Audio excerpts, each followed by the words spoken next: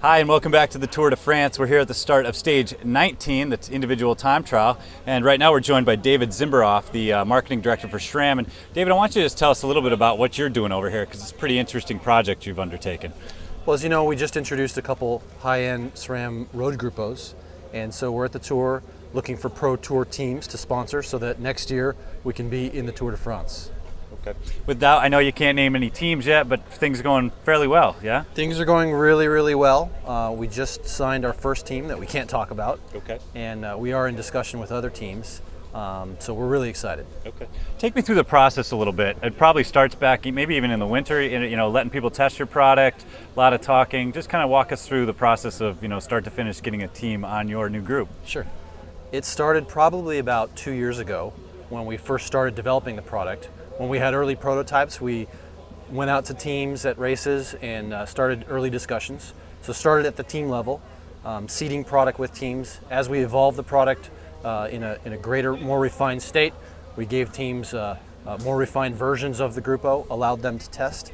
And then at milestones along the way, whether it be the Tour or Philly, a major race along the way, we would follow up with how they're doing. We'd send engineers and product managers out to races or out to just ride test.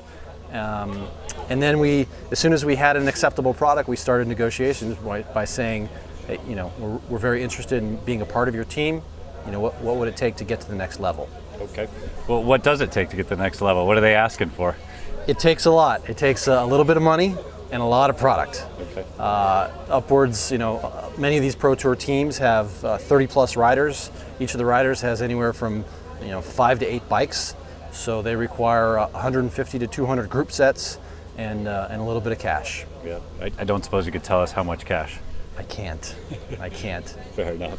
What are the biggest hurdles you face? Is it simply just convincing other people that your product is as good as the two mainstays in this field, Shimano and Campagnola? Yeah, probably the biggest hurdle has been overcoming the status quo. Shimano and Campi make great product. They've made it for a very long time.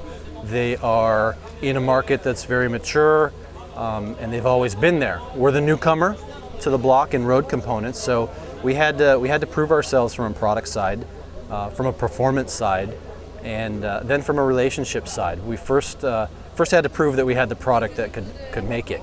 One good benefit for us was we've had proven success in the mountain bike world with EXO and the recent acquisition of RockShox and proven suspension technology. Just the ability to make high-end performance products has really helped us. Okay. We also had to prove that in the racing environment, it could meet the demands of racing. So we sponsored a couple continental level teams with the Kodak Gallery and Team Orbea teams. And so we've been racing with them professionally for almost a year now.